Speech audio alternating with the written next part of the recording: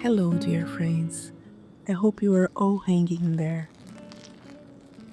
It's been almost 2 months since my last video. I did not expect to be away for so long, but life has its own rhythm sometimes.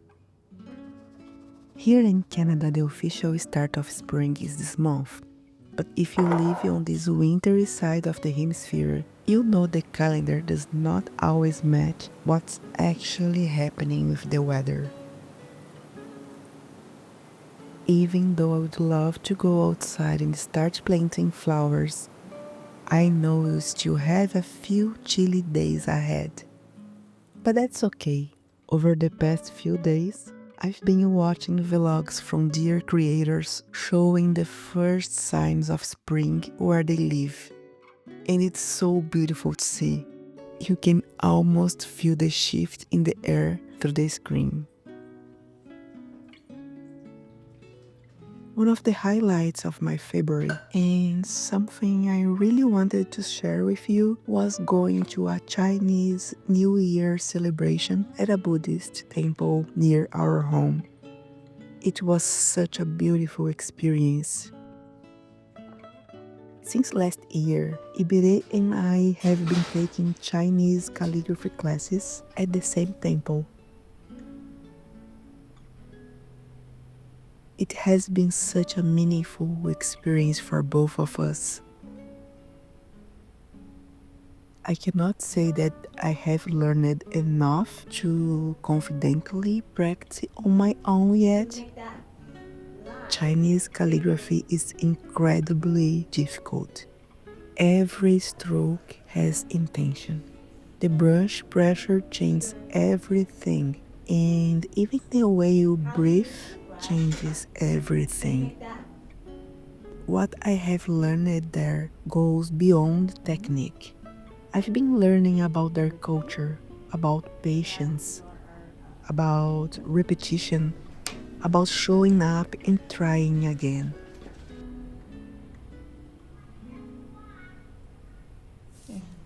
Ebore. No, this Oh, one. okay.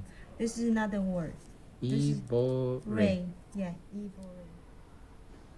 Slow living, resilience, and mindfulness are not just ideas there, they are part of the practice itself.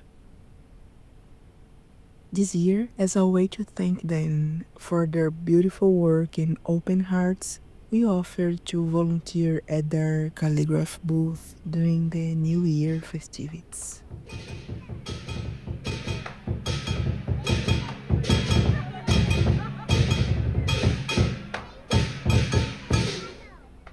And we had so much fun. It felt joyful and unique and full of connection. It reminded me how meaningful it is to be present in real spaces, not only online.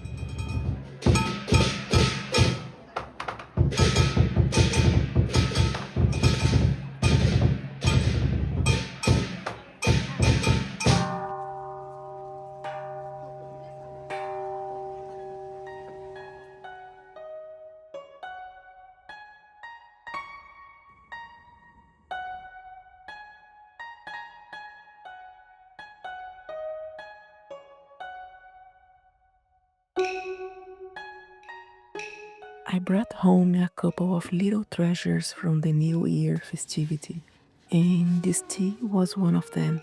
The package is so lovely that I almost did not want to open it.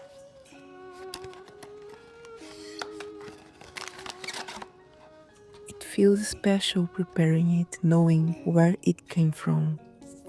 I really hoped the taste would be as nice as it looked, and I'm happy to say that it is. It's delicious. I also brought this beautiful hand painted ceramic trinket box full of spring vibes to keep my incense on the living room coffee table. It's so delicate.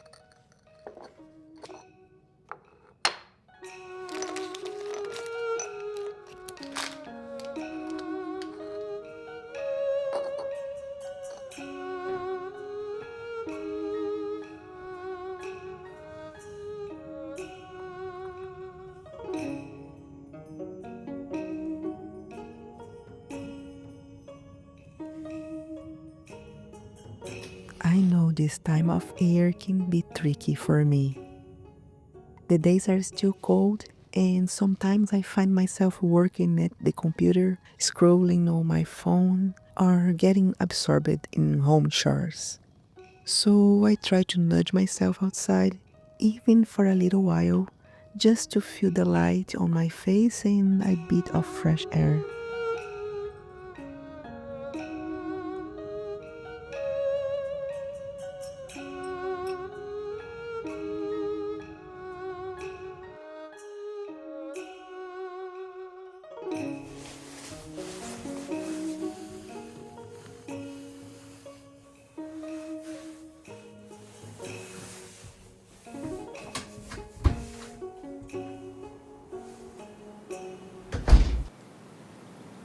At the beginning of the year, I had so many ideas in my head. I wanted to organize things, start new projects, make everything happen. But somewhere along these first couple of months, I started feeling behind again. I've been trying to find the right words for it, but the simplest way to say it is my therapist sort of fired me. I know it sounds dramatic.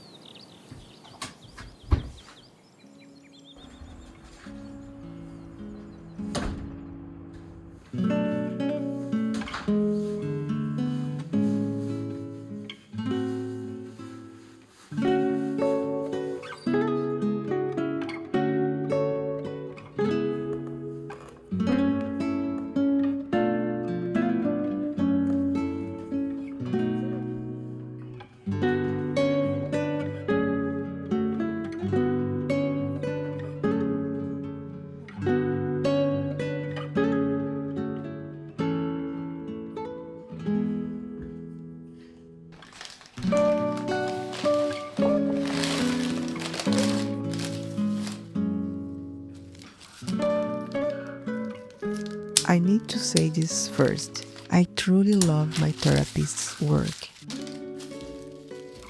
Even though it sounds pretty intense, I want to explain why it makes sense.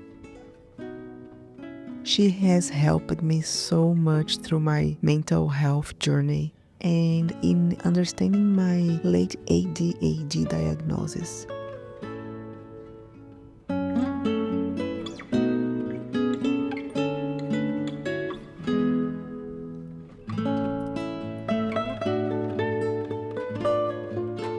I am really grateful for her care and for everything we worked through together. But last month she was honest with me. She said she did not feel I was evolving as much as I needed to at this stage.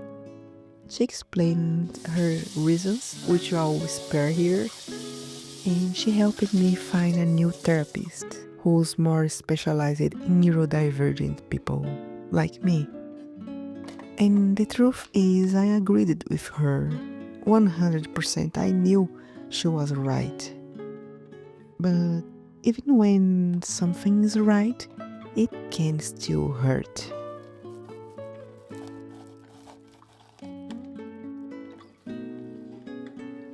In the following days, it was impossible not to feel like I was behind in life. Especially when I opened social media and saw so many talented creators online building projects, launching ideas, moving forward with confidence. For a moment, it felt like an unofficial confirmation that maybe I will never be capable of handling all the things I feel I should be able to handle. Have you ever felt that way?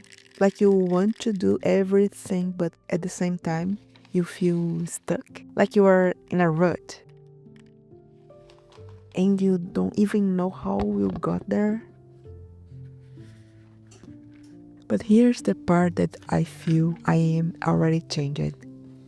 One of the most important things this same therapist taught me is that so much of our growth happens quietly and not outside, but inside us.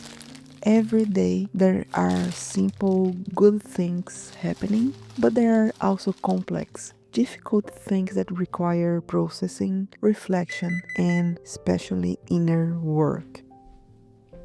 And those things don't always look productive. They don't always translate into visible achievements. After sitting with everything for a while, I came to realize that what my therapist did was actually very responsible and caring. There's so much invisible work happening inside me. Learning how my neurodivergent brain works instead of constantly fighting against it feels like a pretty cool kind of evolution, to be honest. So it's okay if I might need a different kind of support because I'm still learning, and that's not failure, it's adaptation. If you haven't been feeling behind lately, I hope you know you are not alone. Thank you so much for being here with me and for listening to these reflections. It means more than I can say.